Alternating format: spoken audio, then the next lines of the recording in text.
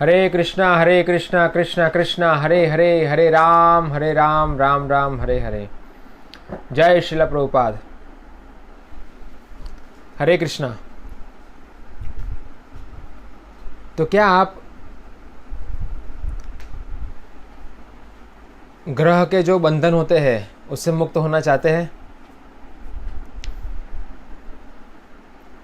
बुध, गुरु, शनि, हाँ, ये जो लोग आज हम देखते हैं कि जीवन में समस्या आती है, वो तुरंत लोग समाधान के लिए कोई ज्योतिष के पास जाते हैं और वो ज्योतिष उनको ये बताता है कि आपको ये ग्रह से मुक्ति पानी पड़ेगी, आपको ये ग्रह से मुक्ति पानी पड़ेगी, ये ग्रह आपको छू रहा है, शनि है, मंगल है।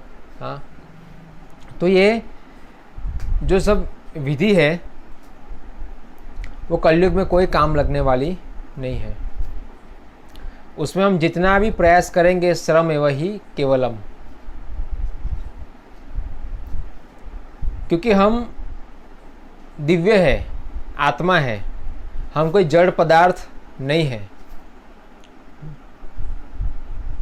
जड़ पदार्थ से आत्मा का कोई लेना देना नहीं है। इसीलिए आप समझने का प्रयास कीजिए कि प्रभुपाद जी इस्कॉन के संस्थापक आचार्य एसी भक्ति वेदांत स्वामी प्रभुपाद ने अपने लीला के अंदर से एक बहुत ही अच्छा एक उदाहरण दिया है। एक बार श्रील प्रभुपाद जी को बहुत ही प्रख्यात ज्योतिष मिलने आए थे और प्रभुपाद को कहा हाथ दिखाने के लिए, क्या आपका हाथ दिखाइए, हाँ, आपको क्या समस्या है मैं बता देता हूँ। तो प्रभुपाद ने उनको उत्तर दिया कि मेरा काम हो गया है, मेरे शिष्य हैं, उनके आप हाथ देख सकते हैं।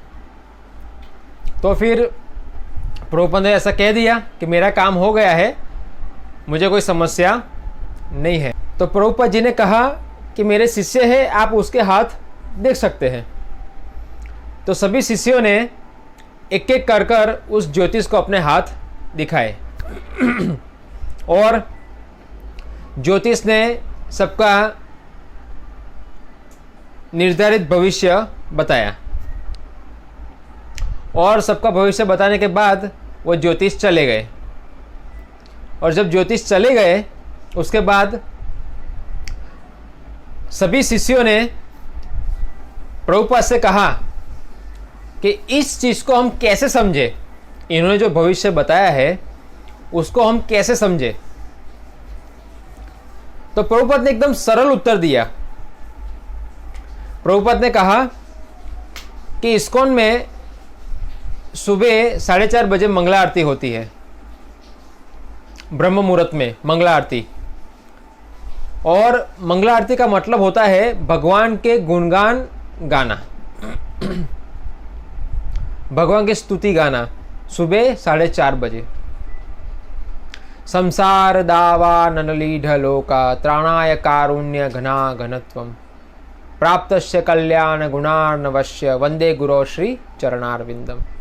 के संसार दुखालय है, यहाँ पर जन्म मृत्यु है और भगवान और भगवान के भक्तों की कृपा से हम इससे मुक्त हो सकते हैं।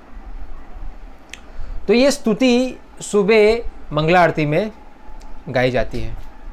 और प्रभुपाद जी ने कहा कि जो लोग सुबह ब्रह्म मुहूर्त में उठकर भगवान के सामने ताली बजाकर जब स्तुति करते हैं, हाँ, ऐसा हम कहते हैं ना, हरे कृष्णा कृष्णा कृष्णा हरे हरे, हरे राम राम राम हरे हरे। तो जब हम कीर्तन करते हैं इस प्रकार तालियों की गूंज के साथ, तो प्रभुपाद ने कहा कि आपके हाथों की जो लकीरें हैं वो बदल जाती है। देखिए कितना सरल है ये। भगवान अपनी विशेष कृपा से हमारा उद्धार करते हैं। ग्रह अपना काम करेगा, मगर हम अगर अपना काम करते हैं, मनुष्य जीवन में भगवान श्री कृष्ण की भक्ति, सेवा, पूजा करते हैं, तो हमारे जीवन में जो कष्ट है वो इतने हो जाते हैं, पता भी नहीं चलता आप उस मुश्किल से कैसे पार हो जाएंगे। तो ये सामान्य व्यक्ति की बात नहीं है, मगर भगवान कर सकते, क्योंकि भगवान सामान्य नहीं है, भगवान स्पेशल है, विशेष है। जन्म कर्म च में दिव्यम, भगवान श्री कृष्ण कहते हैं मेरा जन्म कर्म दिव्य है, साधारण व्यक्ति की तरह नहीं है। मगर हम पाप करेंगे तो उसकी सजा तो हमें मिलेगी। तो इसीलिए भगवान श्री कृष्ण को हमें अर्पण करना सीखना चाहिए।